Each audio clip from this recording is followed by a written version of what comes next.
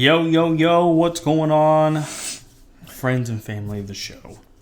Welcome back to yet another edition of the AEW Dynamite Recap Show.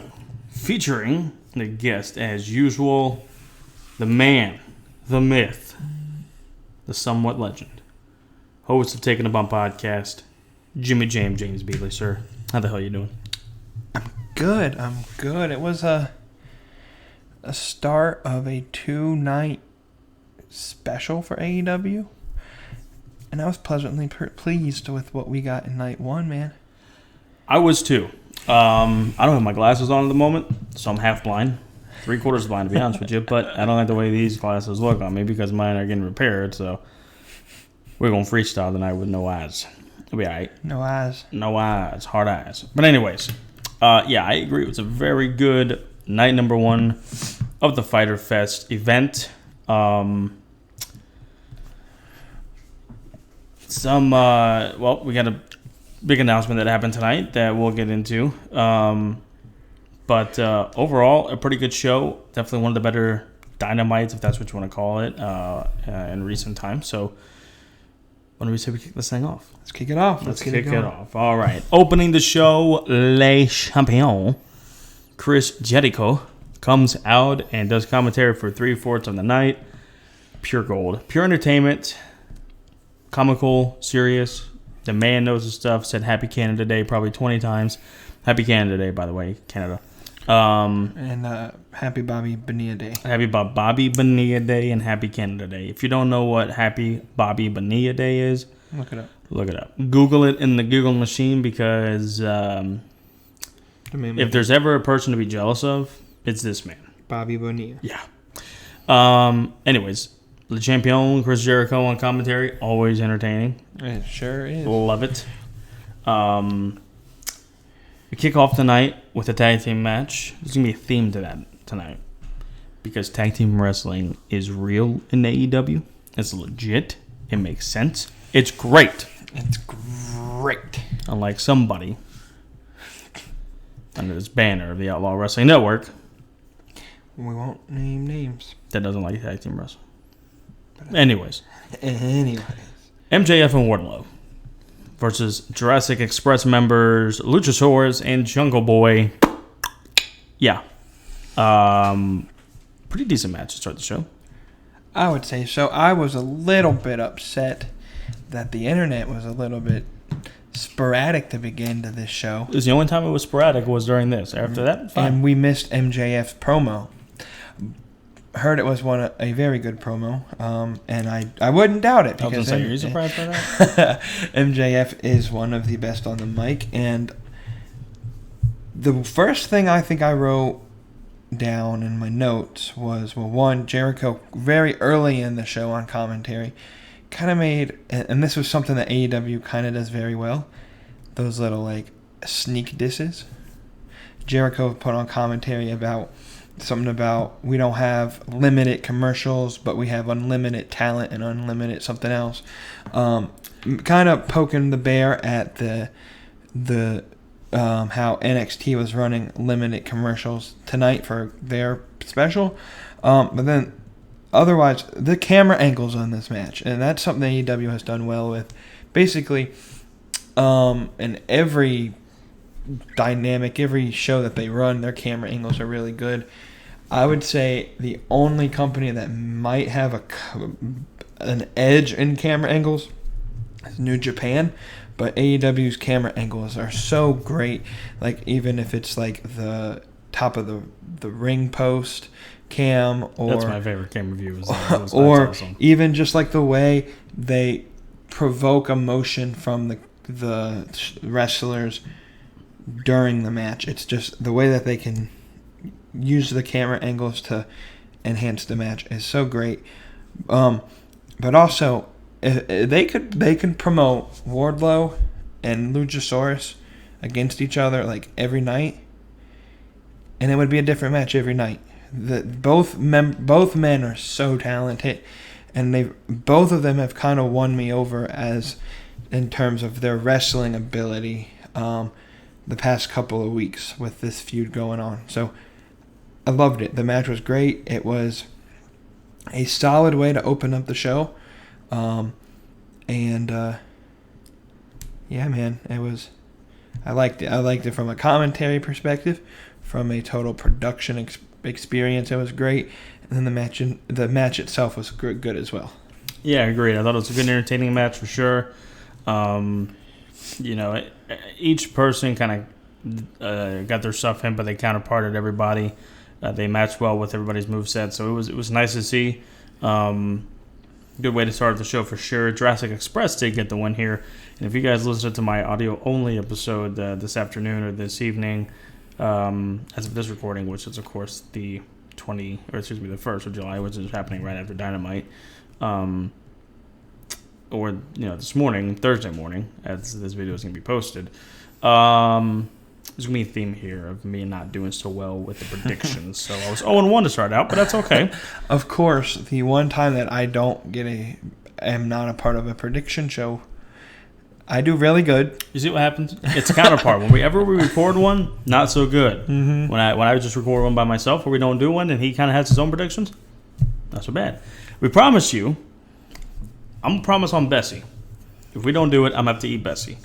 But I'm promise on BtheC that we will have a prediction preview show for night 2, Monday or Tuesday. Yes.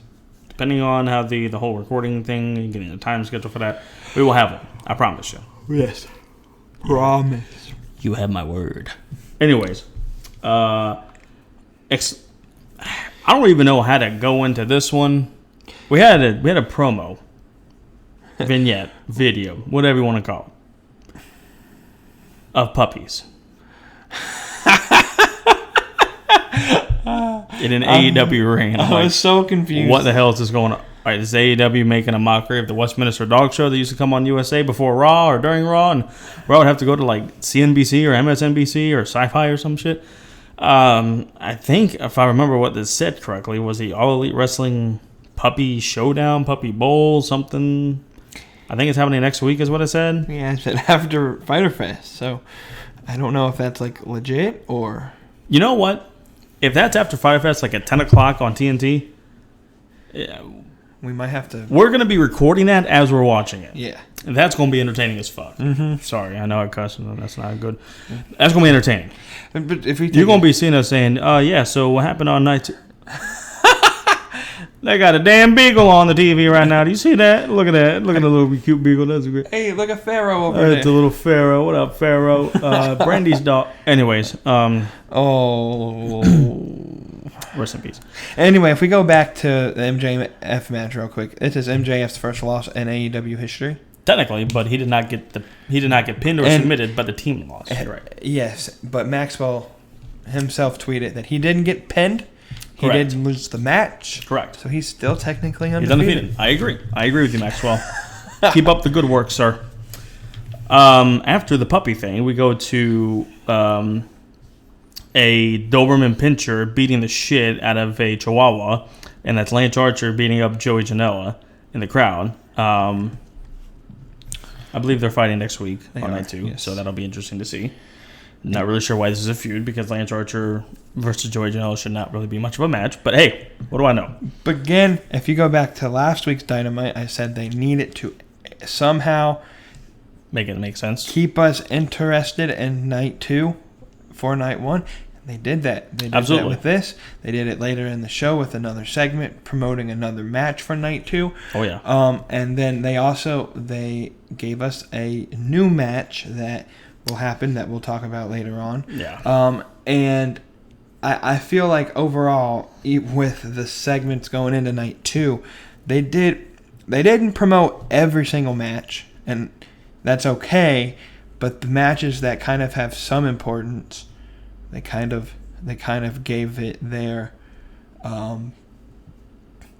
guess their best to promote it a little bit, to get a promo out there, and then to take a little bit of time from match to match for, setup of the next match or whatnot. So I thought it was a decent promo here for Janela, basically getting his ass kicked by Lance Archer. It kind of came out of nowhere. Like, you literally had that dog show or whatever commercial, and then like a 3-second interlude, and then like Vince Russo took over for a second. I'm sorry. You're not wrong. Match number 2 was one of the first of the 3 title matches that appeared on this card tonight. Penelope Forehead Ford versus Hikaru Shida for the All Elite Wrestling Women's World Championship. This was a really good match. This was in my opinion, one of the more underrated matches on the card. I just had not been impressed with Penelope's in-ring stuff to that point, just because she was either in a lot of tag matches or short matches, and I didn't get to really fully see her in-ring capabilities. We all know what Shida's capable of, so I knew she would bring it to the table, and I think Shida is one of the best options AEW has as women's champion, because she can pretty much have a pretty good match with almost anybody on the card, on the roster at the moment, injured or not. But yeah, this is a good, entertaining match. I really enjoyed it. The stuff with Kip was funny. Shida and Penelope really went at it. There was a lot of false finishes that I didn't think were going to happen that happened, so I enjoyed it. I was entertained by it, and Shida picks up the win and retains her championship. Hey, I got that one right. So, yeah, what are your thoughts on this match? I thought, and you said it was an underrated match. I'm calling it, and I'm going ahead and I'm going to use my match of the night right here. I think this match was the match of the night. From my perspective, it was the second most, I think, second most valuable match for me to watch, like outside of Kenny versus Best Friends. This was the second match I was most interested in seeing tonight, and I think this match exceeded my expectations. Like you said, I haven't really watched a lot of Penelope Ford as an in-ring competitor, and she really impressed me tonight with her in-ring capability. And you look at from the onset with Kip Sabian being ejected from the match even before the bell rung, and then Penelope was on the attack for several minutes straight. We go into a commercial break and we come back and she's still kicking butt. And then we get kind of the whole match, and of course Shida wins. And as much as I wanted Penelope to win, you kind of figured Shida would have retained. Not that Penelope doesn't necessarily deserve it. I think she's a viable contender. But Shida's just, I don't know if she has ran her course yet. Like, she deserves a long reign, a long championship reign. She's put in the work during COVID, and she's done a lot of great matches in this period of time, and so I think this is her moment to shine and get a good lengthy title reign. And then I don't know, but Penelope was the star in this match. She didn't get the win, but she performed so well. I feel like this was her best match in all of AEW history so far. And this, I don't want to call this the best women's match in AEW history, because I don't think it topped the Shida Nyla Rose match for the belt at Double or Nothing. Double or Nothing. That was a very good match. But this is one of the top, I would say, 3 or 4 women's matches so far in AEW. And it kind of, at this point again, where they perform such a good match, but can they continue that momentum? Can they perform again to that level? And I hope eventually they will, and I think they can keep up that momentum. And this was a great match. Again, you had a great intro match, and then a couple promos, and then another great match again. So up to this point on the card, everything has been pretty stellar. Absolutely. We get into the next match, the second of 3 title matches, Jake Hager versus Cody, who is defending his All Elite Wrestling TNT Championship. Going into this match, I wondered how it was going to go. I kind of felt like it was going to be a physical match, but I also kind of felt like it was going to be more of an integral pro wrestling match. And overall, it was a good match. It really was. It went back and forth with the momentum. Cody would get some moments of opportunity. Cody didn't bleed tonight. I was kind of shocked by that. Shows to me that he can actually have a match without having to bleed. I'm not going to say blading acid juice to get over. I understand his philosophy when blading. I really do. It brings back the old school mentality of the wrestling, and I'm okay with that. It just doesn't have to do it every night. Now, With there's that been said, a lot of bias that I have against Cody. I just don't like his character in the ring. I just don't like it. There are things about him I do like. His promos, he can cut probably one of the best promos in the business. His in-ring work is very good. Not the greatest, but he's very good. He can tell a story. But one thing I really do like about Cody is how he can dig under people's skin. And boy, he did that tonight. Question, sir. yes. Was there another wrestling show on at the same time as Dynamite? Between the hours of 8 to 10 p.m. Eastern? I think so. Was it like the... What was the name? What was the brand? was it NXT? I think so. And it was, Weren't they doing a 2-week special too? Yeah, they were trying to ride the rift of Fighter Fest, and I think they brought back an old WCW pay-per-view. Now, for the marks out there who hate when a company brings back old stuff and doesn't come up with creative new things, what do you call that? Contradictory. That's what I call it. I call it Petty? very petty bullshit from the marks out there, specifically the NXT fanboys who, I get you own the company, doesn't mean you got to use the company's stuff. Like Starrcade and War Games and Great American Bash, which you did use from 04 to 08, but then you didn't need to bring that back apparently. And then you did on a 1-week notice, you brought it back and had a 2-week special because your competition had that and we're going to beat your ass in the ratings, so then you had to copy them. What do I know though? But we can't come up with creative stuff. Oh, and you just had a pay-per-view 2 weeks ago that had yet another retired pay-per-view name. Once again, we can't be creative, can we? Anyways, back to this. This is where I love Cody. Comes out. And it wasn't even 2 seconds that I even looked at the shirt he was wearing. And I went, oh, that is beautiful. That is great. And both my fiance and him were like, the hell are you talking about? What are you talking about? And giving some preface, this dude's a WCW, Mark. He's the Jim Cornette of WCW. Well, damn. Anyway, yes, I am. Cody came out with the American Nightmare Cody. That's what it said on the shirt. Or the Great American Cody, something like that? The American Nightmare Cody, yeah. Okay. The American Nightmare Cody. In the Great American Bash font scheme from 89 to 2000 when it was a WCW pay-per-view. When the WWE took it over, it had a whole new logo updated and stuff like that, but the old school logo that I remember is the way Cody's shirt was. The Dusty logo? The Dusty logo, whatever you want to call it, I marked out. That's fantastic. Please, God, put that on Pro Wrestling Tees. Yes. Which, by the way, we'll get to in just a second. Please, God, put it on Pro Wrestling Tees. Because I'll buy it. I will buy it.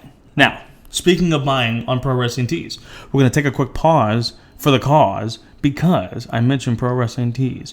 James. Yes, sir. There is a holiday going on this weekend. Do you know what it is? Hand me that cup right there. That cup that's right there. Hand me that cup right there. Yeah. This thing right here. What country is that? That's America. America. United States of America. America. They have a Independence, right? Day that they celebrate. July 4th? July 4th. As of this recording, it's July the 1st, but it's okay because this promotion is going on right now as we speak. The July 4th sale on ProWrestlingTees.com. Everything on that site is 20% off. You know what that means? Do you know what that means? Your stuff? My stuff. You know what else it means? Your stuff. My stuff. You know what else it means? AEW stuff. AEW stuff. New Japan stuff. Single wrestler stuff, like Owen Hart stuff, Bret Hart stuff. Kevin Steen has his stuff back on there. Anyways, July 4th sale is going on right now. Right now. At this very second. And it will continue until July the 4th at 1 p.m. So you have from right now till July the 4th. 12 Central. 12 Central. 1 Eastern. Eastern. ProWrestlingTees.com. PWT. It's got 20% off every little thing you want on that store. Face mask, because we're in this middle of a thing called a pandemic, even though we're not wearing a mask and not 6 feet apart, but that's okay. They have face masks. They've got accessories. They've got shirts. They've got pins. They've got hats, backpacks, shoes. You know what the code is? I know the code is. Code? The code is? You mentioned a code. There's a code. You have to put in the code. You do have to mention a code, don't you? You got to use the code America. America. AMERICA. America. America. Pretty simple. Just use the code America. 20% off anything on the store.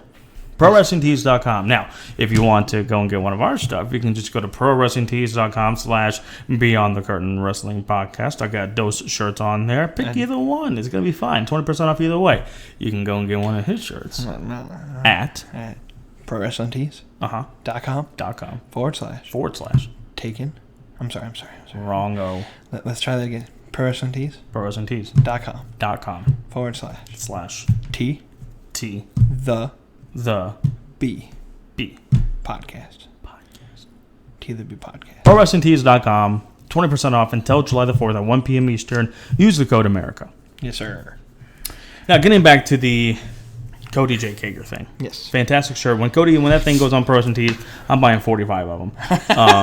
And then he's reselling. Yeah, maybe. I don't have the money for that. I'll buy at least one because that's a fantastic shirt. This was a good match. Entertaining. It had some good contrast styles. I knew they were going to bring in some of their MMA stuff with Hager and Cody's amateur wrestling stuff. Good, solid match. Wasn't great. Wasn't horrible. It was good. It was a really, really solid match. Right. Cody does get the win here. I believe I called that right, too, on the podcast. I have to double check that. But, yeah, your thoughts on this match?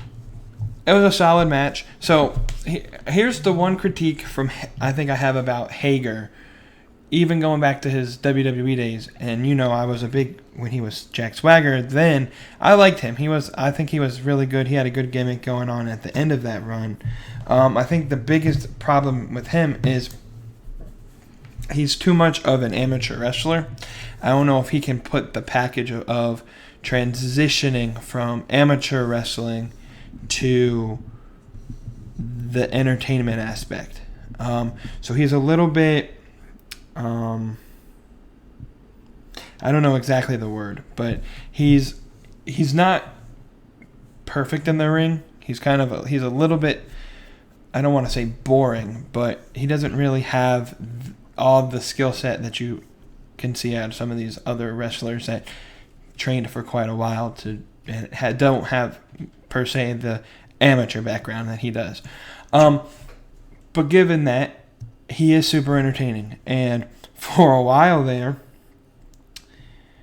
I thought he was going to actually beat Cody. He was kicking his ass, literally and figuratively, kicking. And I have a point to say, I don't know. I don't think Cody's going to fight tomorrow. I don't think they mentioned if he will or not. Next week. It's not tomorrow. I'm sorry, next week. I understand. The double night thing. We have WrestleMania. We have Wrestle Kingdom. These 2 night things. But if he does, they need to draw out the ribs because his ribs were getting punished tonight. One thing I just oozes at me with AEW is they don't sell the damn injury. Yeah. Come on, man. So I don't think he will. I think Cody might take a week off, and then might take 2 weeks off.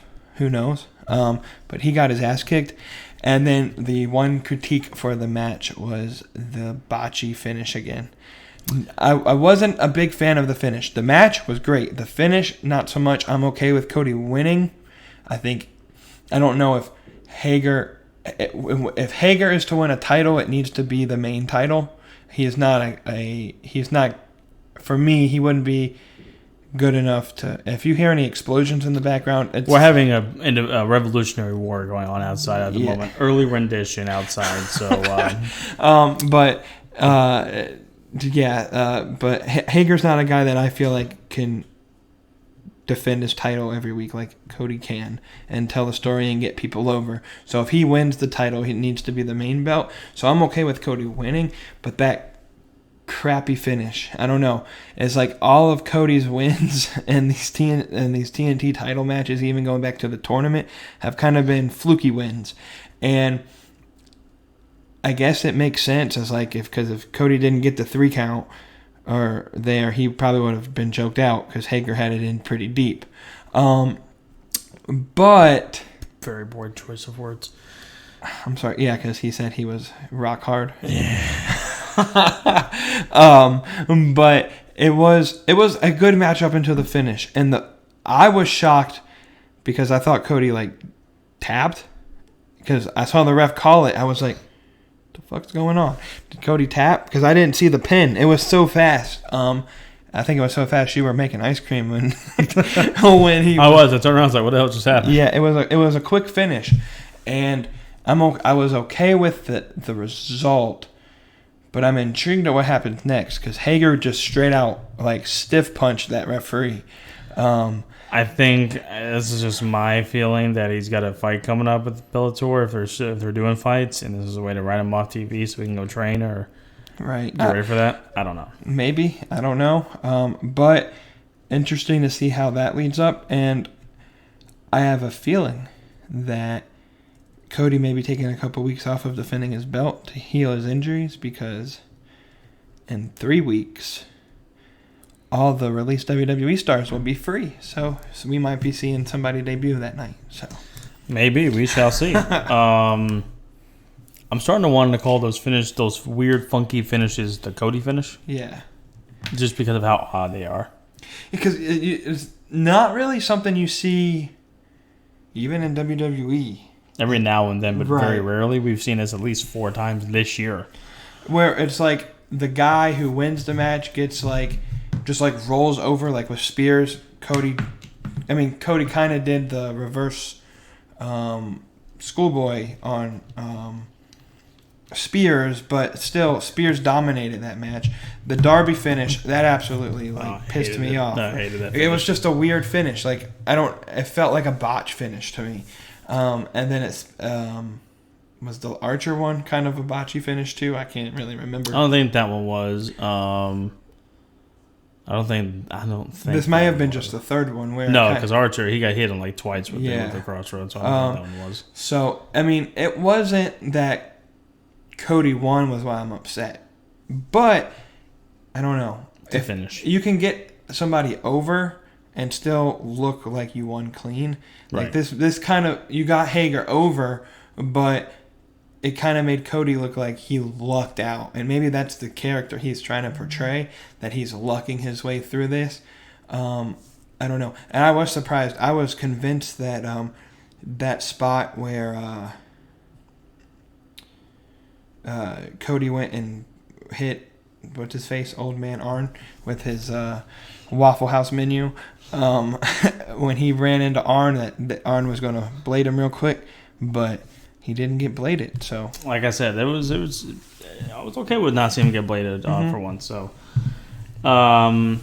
before we get to the next match, Mr. Freshly Squeezed Orange Cassidy comes out, sits at commentary, a couple of seats down from Le Champion for most of the rest of the show. We get to our next match, Private Party versus Santana and Ortiz. And little do we know that this match had a little bit more at stake than what we originally thought. We'll get into that after this match, though. This is a really fun match, and I've said this before a lot. Santana and Ortiz is one of my favorite tag teams in pro wrestling. I may not like Ortiz's character. They portray the heel very well. Right. Very few tag teams can be just a really good heel tag team or just a really good face tag team. Right. Very rarely can you be either one or both and have the chemistry of being just a really good tag team overall and having that chemistry factor, which is so important in tag team wrestling. Santana and Ortiz have that. I mean, that's like Arn and Tully type stuff. That's like Dudley Boys type stuff. These guys are just so good at watching each other, backing each other up, their double team moves, their chemistry, the heel work. Right. It seems like without really having to call the shots during the match, they're kind of already 2 steps ahead of each other. They can read where they want to go. Right. And how to tell the story. And that comes from working years. For years. Yeah. People think, oh, you can just pair two people together. Because WWE does it every now and again. They get lucky every now and again. Like, example, Sheamus and Cesaro. Yeah. And they got lucky there, but it's not that easy just to put two people together. And even Hangman and Kenny for a little bit, it was just really odd. Yeah, they weren't. They were not on the same page. They were not, no pun intended, they were just not, a worked shoot type of thing. It was literally, it was just odd with the way that they were complimenting each other. Now, they're pretty good. Mm-hmm. So, not as good as Santana and Ortiz, but definitely a lot better than the way they were in November, December, or even January. Private Party do get this win. Very good win for them. A big win for them. Puts them up higher up in the rankings. This is an exciting team to watch. They're definitely on the rise in AEW. I think they will be a very good homegrown AEW talent. They're young. Man, they're young. They're super young. Super young. Yeah. They have such a long way to go, but they're so good. And the marks, they're going to be like, man, you don't need to do 2,400 flips in a match to get over. You don't. Right. That's just these guys' style. They're young. They're athletic. They want to show off their athleticism. They want to show off how good they are. And let them do it. It's their body. It's their wrist that they're putting on the line every night for our entertainment. As a pro wrestling, connoisseur, do you need that kind of psychology, if you want to call it that, every single night? Probably not. But that's just what they're good. They're good at that. They're just that's the way their style is. Right. And I feel like even though they are more of the acrobatic style, I feel like if you put them in the match with like a more ground and pound style with like FTR, I still feel like they would be able to put on a good match. That's a true test. I hate to cut you off, but that's a true test of how well they can be. Santana and Ortiz can be that ground and pound and that brawling type style, but they can also do kind of in the middle of everything. Yeah, they're kind of in the middle of the pack, which is fine. Right. But I would love to see them with an FTR to kind of get a real good gauge as to where they are as a well-rounded tag team. Right. And to back up, it's very difficult to find a tag team that has the chemistry that I like to call them LAX because that's what they were in Impact. But that Pride and Powerful has, Santana Ortiz. You see that? I think FTR kind of has that same chemistry as well. And then an underrated tag team that I think has the same amount, if not a little bit less chemistry in Impact Wrestling, actually, is a tag team by the name of the North. And they are super underrated coming out of Canada. Happy Canada Day. Happy Canada Day, by the way. And it's Ethan Page and Josh Alexander. They're super, super talented. If you watch Impact, you know exactly what's going on. Impact's tag division isn't super strong, and it's kind of gotten weaker with LAX leaving and becoming Pride and Powerful, but you can always depend on the North and Impact for tag team wrestling. But with that said, this match, first off, from a commentary perspective, like we both care about the whole production of it. The fact that Orange Cassidy just sat there and irritated Jericho the entire match without saying a word. Fantastic. That is great storytelling because Orange Cassidy didn't have to say anything. He just sat there and let Jericho tell the story. And you can call that an easy way to tell a story, but I feel like that's just his character. And Jericho knows how to play to the strengths of anybody's character. Mm-hmm. And it was great. I feel like it didn't distract us too much from the match itself because Jericho was trying to not focus too much on him and focus on the match. And then we saw that we saw that the AEW tag team division, I think it's the best tag team division right now in all of professional wrestling. I go one further and say in the history of pro wrestling. Yeah. That's just me. But the future is so much brighter than it even is right now. They're only going to get better. Pride and Powerful are in their prime, and they probably got a couple years left in their prime. You have teams like Private Party who are younger than we are, and they are getting into maybe even their prime. So they have several years left in this. And then you have teams like the Best Friends who they're working pretty decent right now. And they had a match later on the card tonight.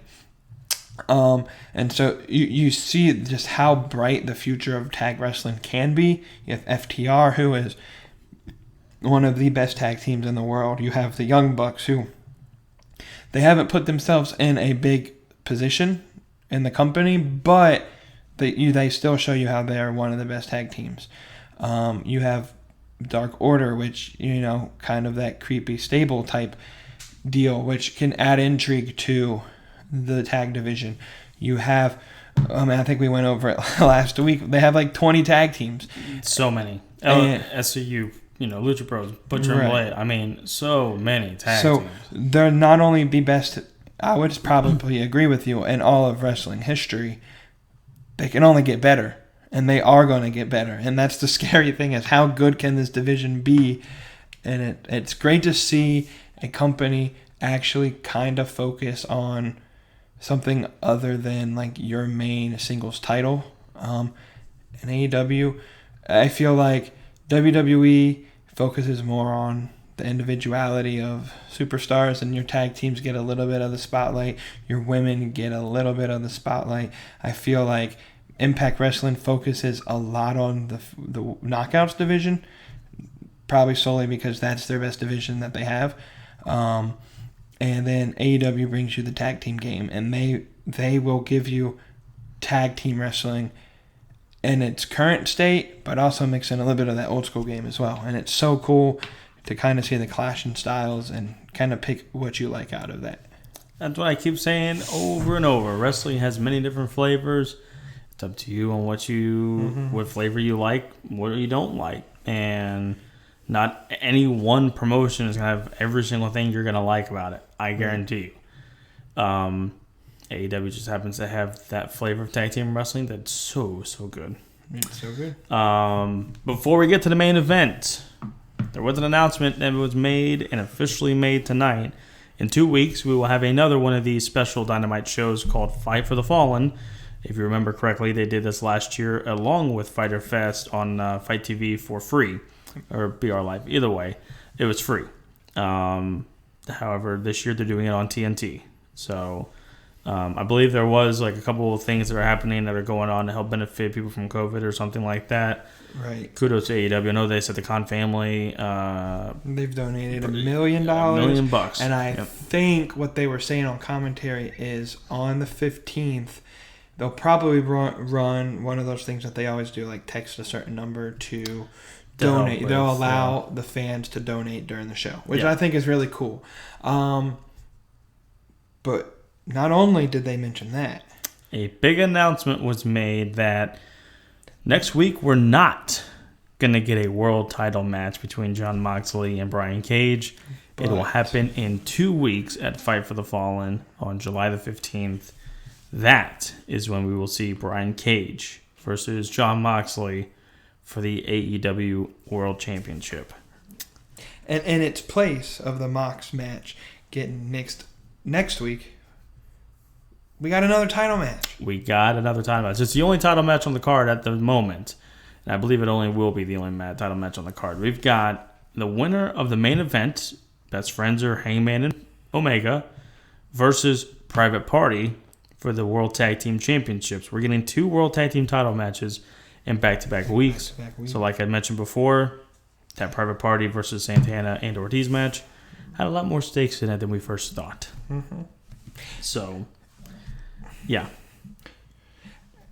Taz came out and got a hell of a promo again. Delivered one of the best promos I've seen in a while. Taz is so good. He is fantastic. So good.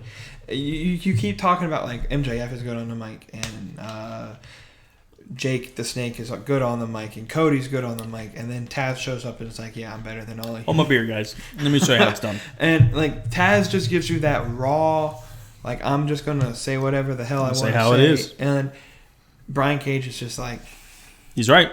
Yeah, a lot more animated. So you see this with Hager and not Hager, MJF and Wardlow. You see this with Jake Roberts and Archer.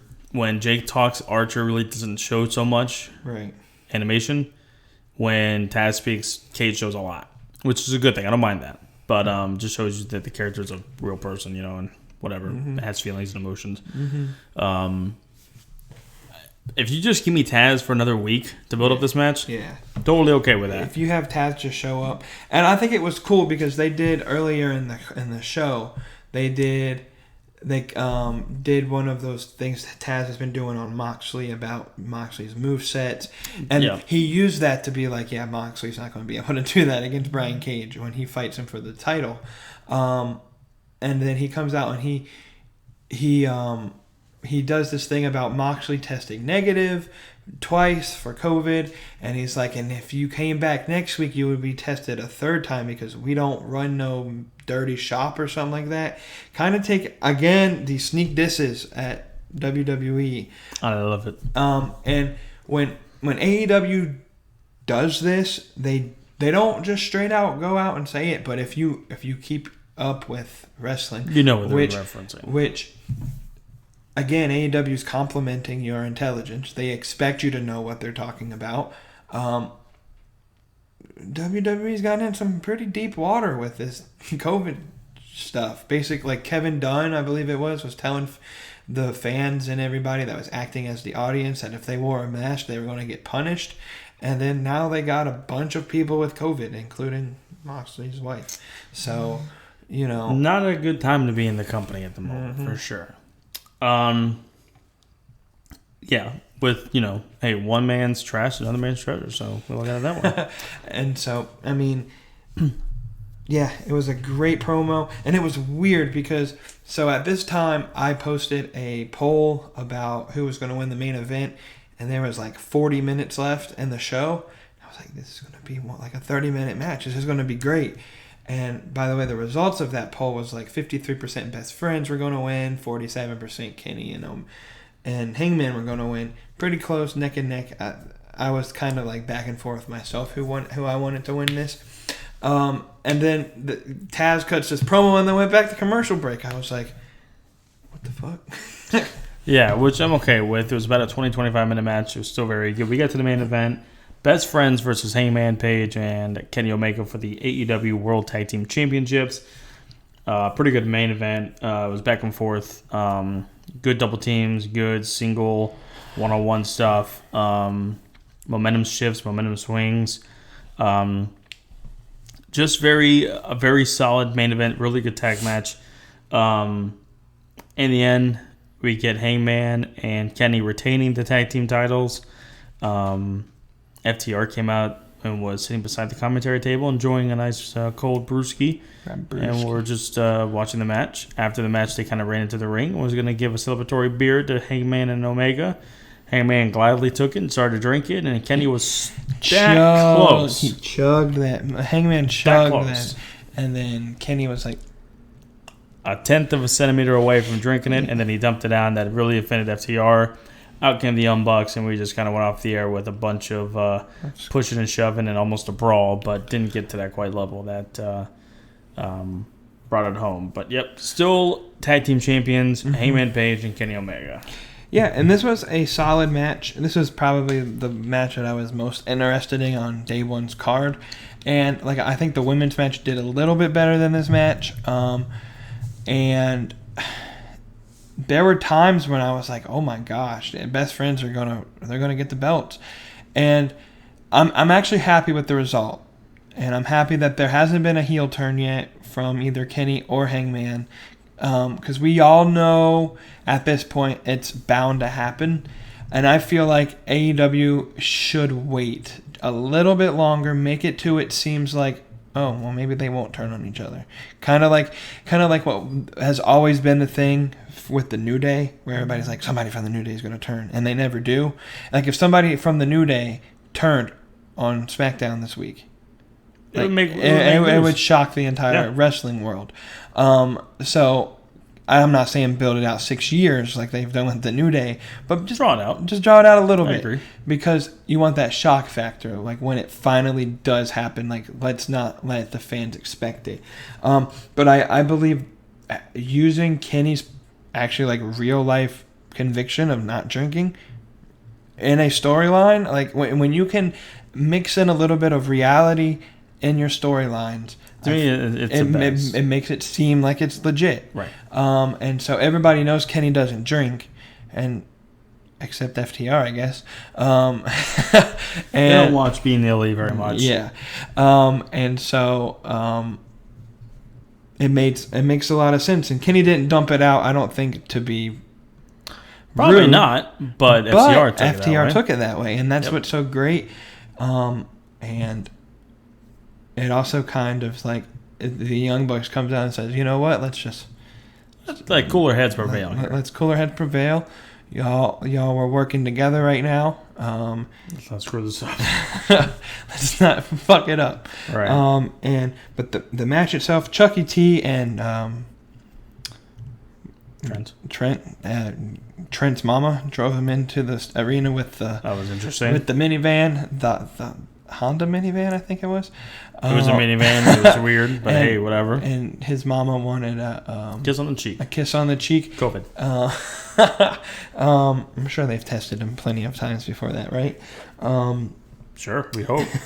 And then Aubrey Edwards, when she, I like the fact that she gets a lot of the title, like the main event title matches. Her officiating style is so great. I think she's as of now, actively, she's probably one of the better referees in wrestling. Of course, you got like the old man Red Shoes who will never retire. Love Red Shoes. And you have Lil Nate. He'll never retire.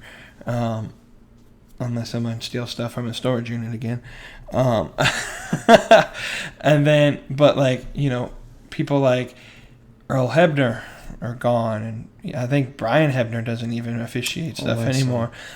So to me, the thing I love about AEW is that they allow their officials to play a part in the story. Rick Knox gets beat up all the time. Bryce Remsburg plays tough guy sometimes. Aubrey will get up there and get in your face. Yeah, she'll get in your face. Won't back down. And so all of AEW's officials are great, but Aubrey's especially. I don't know. There's just something about her style that I love, and she showed that tonight. Like, I think JR even mentioned it, how consistent her counts are. Like, sometimes you'll see an official run a fast count, and then the next count is like super, super drawn out. Yep. Hers are pretty even. And hers are equal pretty much every single time she runs a count. And that's something that, again, small detail that probably the average fan wouldn't pick up on. But we're marks. Some of those things, yeah, it's something that's matter in the match. You want to referee show motion and be into it, and be into a main event, big title match. And then that one save that I don't know how Kenny Omega made, like about probably 3/4 of the way into the match. He jumped like through the middle rope from like out of nowhere. That was pretty good. It was pretty good. Really good save. And not to say the Best Friends shouldn't have won. I think they deserve a title run eventually. Because they are a really good tag team, but for storyline purposes, this was a great way to enhance that dilemma within the Elite that like goes away sometimes and then reappears, which is real life. Sometimes, you know, you have a coworker that you know you can't really stand. Some good days and then there's some bad days, and then but like you know we're just gonna work together, and sometimes they really just irk you a little bit. Ain't nothing wrong with that. Right, that's just a part of life. And again, you mix a little bit of reality in your storylines. Makes a world of a difference. And makes people kind of believe it a little bit. Venture, so sorry. True. Yeah. True. Well, as we close down, what do you give the 2 thumbs for Dynamite / Fyter Fest Night 1? I give it the old 1.5. I'm gonna go 1 3/4. It wasn't perfect. There were some mishaps, some small things that they could have done a little better. But it was a pretty good show. We both left room for improvement, which we hope Night 2 next Wednesday night. I definitely think Night 2 will be the better card. Night 2 is going to be fantastic, and we will give you that rundown, preview, and prediction this upcoming Monday or Tuesday. Stay tuned to the social media pages so you guys will know when that video is dropping. And Speaking of social media. Let me tell you something. I think the fans kind of agree with us. Because I ran a poll. I think so. I ran a poll. The old Polsky. I ran the poll. I had 24 people. Not a big sample size, but... I had 24 people in my poll, too. So our results should be pretty similar, right? You would think. What was your poll? My poll, what is your thoughts of Fighter Fest? Hashtag Fighter Fest. Hashtag AEW Dynamite. Nothing NXT related. That way it's just what is your opinion? You watch Fighter Fest? Tell me what it was. Had 24 people. We had one jackass had to skew the poll. It was up finger, down finger, and then they don't have a middle finger. Well, I mean, they do have a middle finger. They don't have a half thumb. Yeah. But so I just did like a shrugging face. Yeah. We had one jackass had to skew the poll with the down finger. Probably an AEW hater. Probably somebody. We had one person go in the middle, which probably likes NXT a little bit more than AEW. And then we had 22 people, 92% of my poll, gave it that good old thumbs up. On mine, I said, what did y'all enjoy more tonight? Did you enjoy hashtag AEW Dynamite, hashtag AEW Fighter Fest, or hashtag WWE NXT, hashtag Great American Bash? Let the poll decide. Choice is yours. All I said was AEW NXT. All I said. 24 votes, 88% of you said AEW. 13%, which I don't know how we go 88 and 13. It should be 12. What do I know? I don't do math. It says 13% chose NXT. Pretty lopsided for both of us. So AEW looks like they did that. However, AEW seems to win a lot in our polls, and last week they didn't do so good in their ratings if you follow that. But hey, it's a new week. I think both shows will do really well in the ratings. I hope so. I tell you what, it'd be so great if we can get both these shows over 1 million. I know we're not really supposed to factor too much about ratings. Ratings are what they are, and I agree with that. But, boy, just for numbers perspective, it'd be so good to see both over 1 million. And then we got that third member of the show. There's only 1.8 million fans. Listen, when you get back from Asheville, North Kakalaki, we're going to be debating. We're going to debate. We're going to debate on the Vinnie Mac. The Vinnie Mac? The Vinnie Roo. Not Vinnie Mac. Vinnie Roo. The both. Maybe. Vinnie Roo. Why Vinnie Mac let Vinnie Roo run? That's going to be a good debate. Y'all stay tuned for that. But anyways, speaking of social media, again. You can follow me, the man host, James Beatley, on Twitter, at TheB Podcast.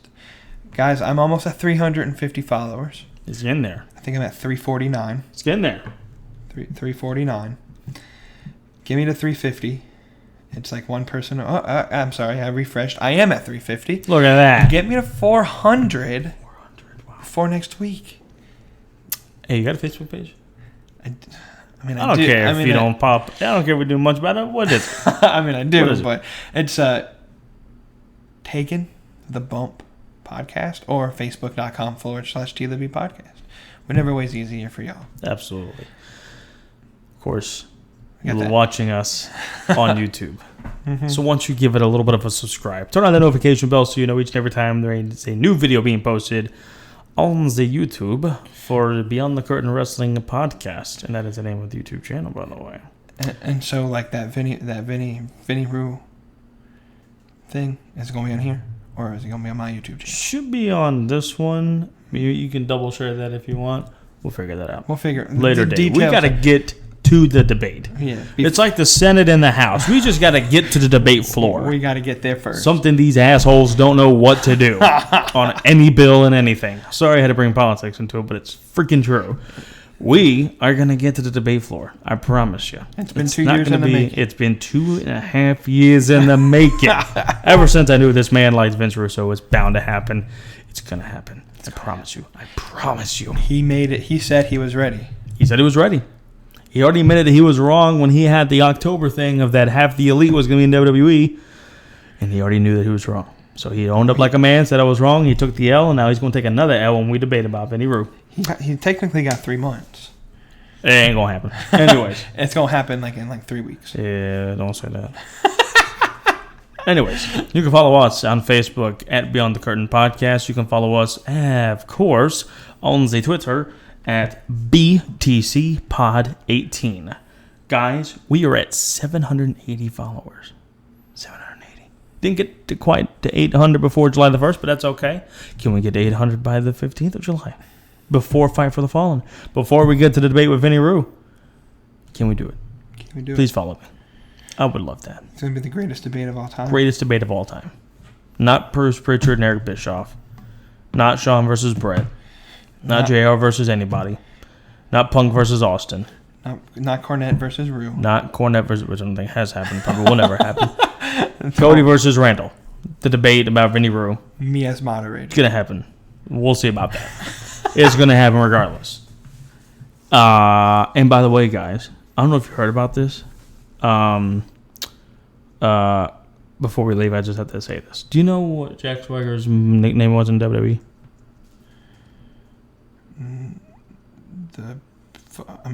Oh, shit. No. He was called the All-American American. Yeah. And July 4th is right around the corner, ladies and gentlemen. So while you're lining up your fireworks, eating your hot dogs, social distancing, wearing your mask, and while you're doing all the above, while we swelter in the heat going on, you can get 20% off anything at ProWrestlingTees.com. All you got to do is type in the code America. That's all you got to do. Buy one of his shirts. Buy one of my shirts. Please, for the love of God, do it. I need money. We need money. We have bills to pay. BtheC can't make all the payments here, all right? So, ProWrestlingTees.com. Use the code America. 20% off. Remember, guys, we always run the thing that if you buy any shirt, 25% of your purchase will go to a charity of your choice. If you want it to go to a charity of your choice, within a week it'll happen. Anyways, I think that's it for tonight. We've ran almost an hour-long podcast. We haven't done that in a while, so like a week. It happens every now and then, but we've done it. Hopefully the prediction show won't be that long. I don't think it will. But anyways, be on the lookout for that. And appreciate you guys for tuning in, as always. Appreciate you guys for following us on the social media pages. And hopefully somebody won that social media prize. That pissed me off tonight, but we'll see what happens. Jericho's picking 10 people. Your fat-ass fingers ain't going to make you win. The second and third one, I better have won. I got that within at least 20 seconds, let alone 10. Anyways, hope you guys enjoy the rest of your day, night, evening, whatever you're doing. I hope you guys are staying safe and staying healthy and trying to get through this craziness that we call life each and every day. And you have a fantastic 4th of July. We won't be talking to you until afterwards, so get drunk for America. Eat for America. Light off fireworks for America. Love your damn neighbors. America. Who cares about color? America. We don't see color. This is America. We see people. America. America. This is America. Land of the free. Land of the free. Home of the brave. Home of the brave. That's right. Enjoy the rest of your day, guys. Hope you enjoy it. Thanks for tuning in this week. We will see you guys next week on Beyond the Garden Wrestling Podcast. Bye.